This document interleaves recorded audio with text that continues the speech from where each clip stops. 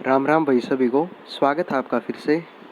तो भाई आज की वीडियो है एमडीयू रोहतक में जितने भी स्टूडेंट्स हैं और उनके एग्जामिनेशंस के लेकर ये वीडियो है। भाई किसके पेपर होंगे, कैसे पेपर होंगे और किसको प्रमोट कर रहे हैं, किसको कैरी फॉरवर्ड कर रहे हैं और आपके हर तरीके के एग्जामिनेशन से लेकर डाउट को इस वीडियो में मैं क्लियर करूँगा। तो भाई एक हम्बल रिक्वेस्ट है, अगर एमडीयू से जुड़ रहे हो और आपके एग्जामिनेशन है, चाहे वो रीअपियर है, चाहे पास आउट रीअपियर है, चाहे इंटरमीडिएट है, फाइनल ईयर है, प्रैक्टिकल्स में कोई एकेडमिक कैरियर है, वही सारी चीज़ों को क्लियरिफाई करूँगा इस वीडियो के अंदर। तो एक रिक्वेस्ट है आपसे कि वीडियो को लास्ट तक देखिए। तो भाई वीडियो स्टार्ट करते हैं। तो भाई सबसे पहले हम बात करेंगे भाई फाइनल ईयर वाले स्टूडेंट्स के लिए।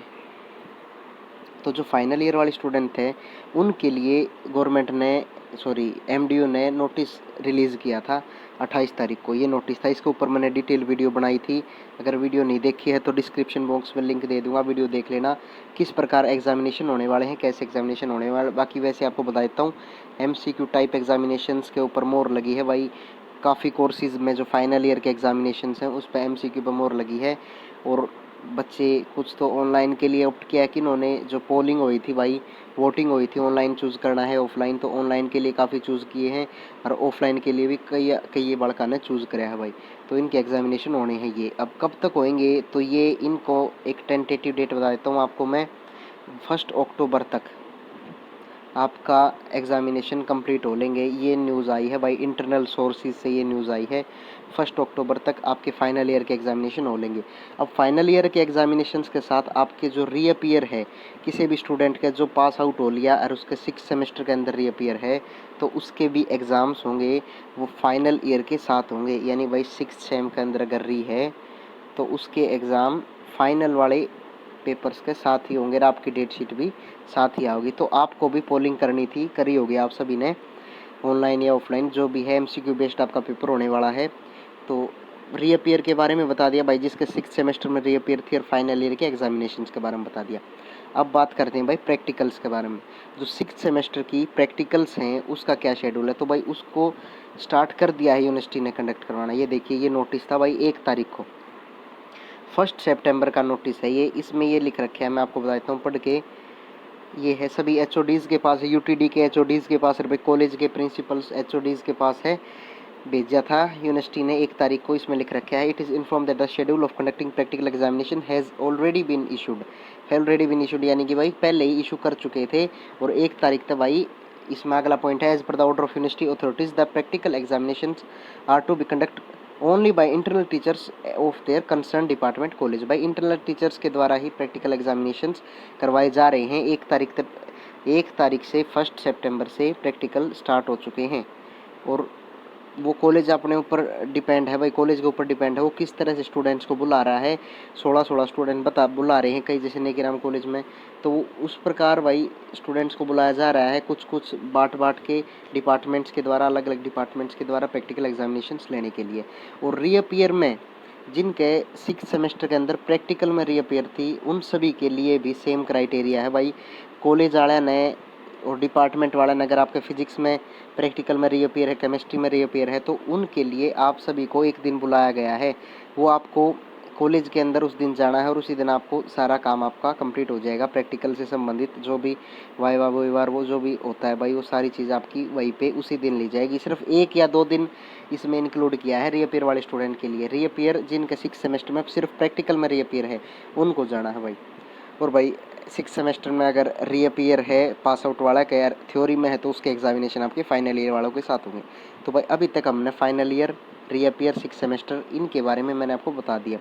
अब जो नेक्स्ट थिंग है वो बात करेंगे, जो रीअपियर वाला नोटिस वायरल हो रहा है उसके बारे में, कि भाई रीअपियर को जो प्रमोट करने की बात कह रखी है उस नोटिस के अंदर। ये रहा नोटिस, 1 सेकेंड, ये रहा। ये नोटिस आया था भाई 1 तारीख को, 1 सितंबर को नोटिस आया था। इस पे 31 अगस्त लिख रखा है। ये बता देता हूँ, ये मैंने सारा रीड किया था। इस पे वीडियो इसलिए नहीं बनाई क्योंकि भाई पहले काफ़ी यूट्यूबर्स ने इन नोटिस के ऊपर बार बार वीडियो डालते थे और फिर यूनिवर्सिटी इन चीज़ों को फॉलो नहीं करती थी। तो फिर वही बात है भाई, आप सभी को ऐसे होता था कि भाई रॉन्ग इन्फॉर्मेशन प्रोवाइड करवाई जा रही है आपको। लेकिन अब इस नोटिस के अंदर जितनी भी जेन्युइन बातें हैं वो सभी मैं आपके साथ शेयर करूँगा। किसी भी फैक्ट के ऊपर नहीं पहुँचते हुए हम सारी जितने भी पॉइंट्स हैं उनको इन्फॉर्मेशन को गेन करेंगे। तो भाई देखो इस नोटिस के अंदर क्या लिख रखा है। इसके अंदर ये लिख रखा है भाई, यहाँ से स्टार्ट करते हैं अपना मेन काम, यहाँ से शुरू है 2 नंबर पॉइंट तक। The student with academic arrears in the previous examination may also be exempted from examination and are to be promoted to next semester, and the reappear students are to be given marks on the average basis of the previous examinations for promotion.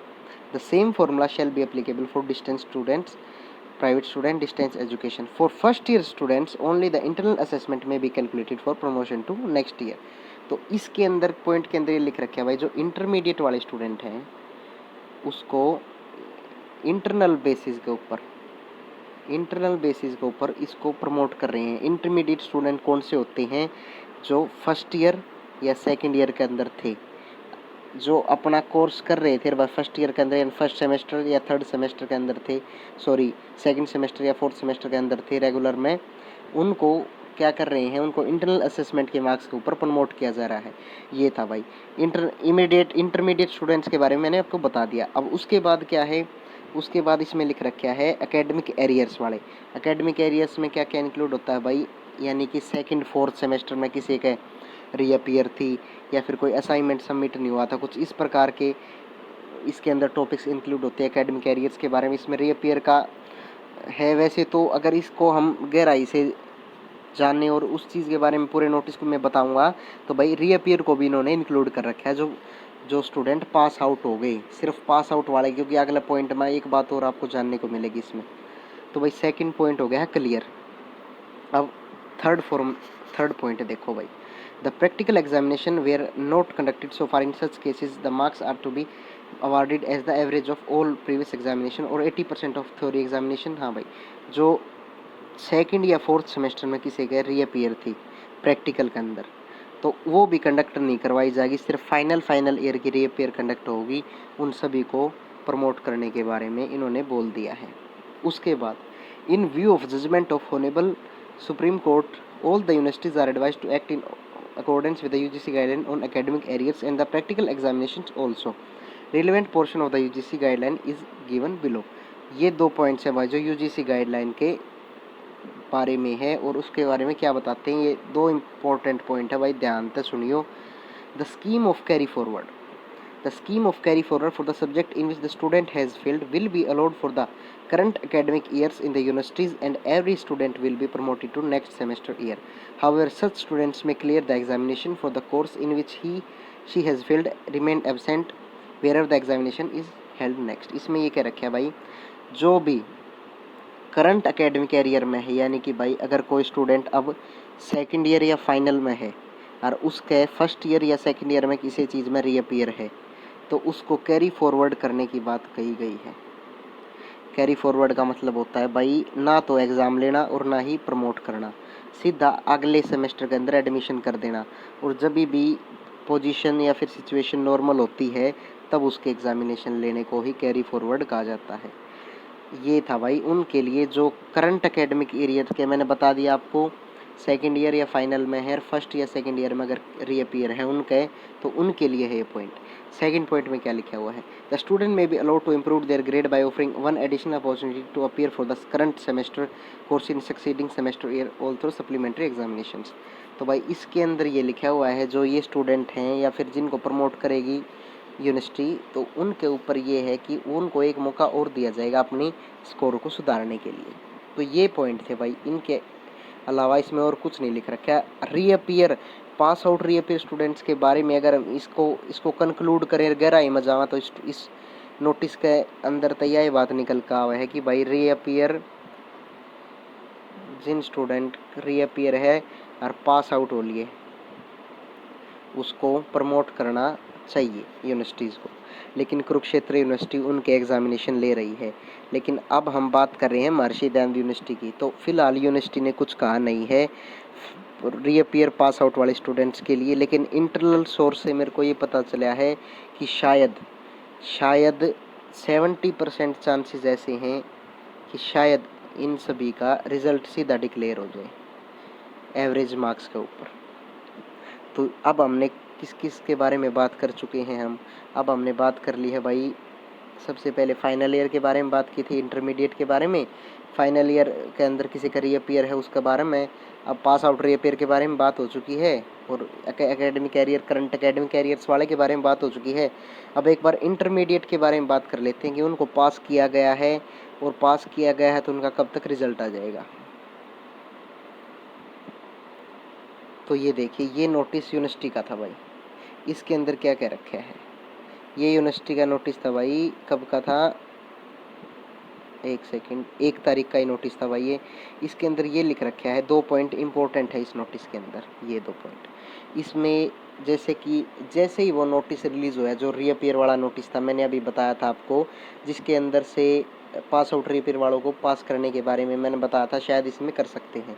तो उसी के संदर्भ में MDU ने एक नया notice release किया था, जिसमें 1 नंबर पॉइंट ध्यान से देखिए, the student college students who could not submit their exam form concerning May-June 2020 examination may now submit the same up to 3/9/2020 by 5 PM with late fees of ₹5,000 per semester year by visiting University Computer Center personally।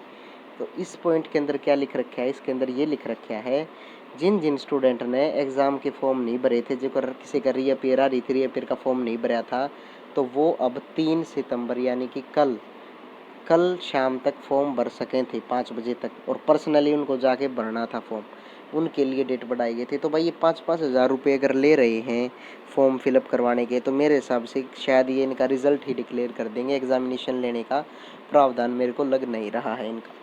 अब second point के अंदर क्या लिखा हुआ है, all the HOD director principal वो could not submit the internal assessment award for May-June 2020 examination including failure student may now submit the same up to 3/9/20 by 5 PM in the concern result branches.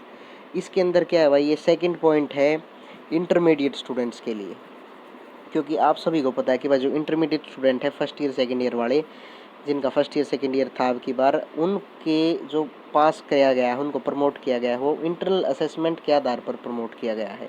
तो काफ़ी colleges ने अभी तक उन सभी के internal assessment university में भेजे नहीं हैं, इसीलिए आपका रिजल्ट पेंडिंग हो रहा है भाई। 3 तारीख यानी कि कल 5 बजे तक का उसका भी टाइम था इंटरनल असेसमेंट भेजने का, शायद अभी भी अगर किसी ने नहीं भेजा होगा तो और लेट हो जाएगा आपका रिजल्ट।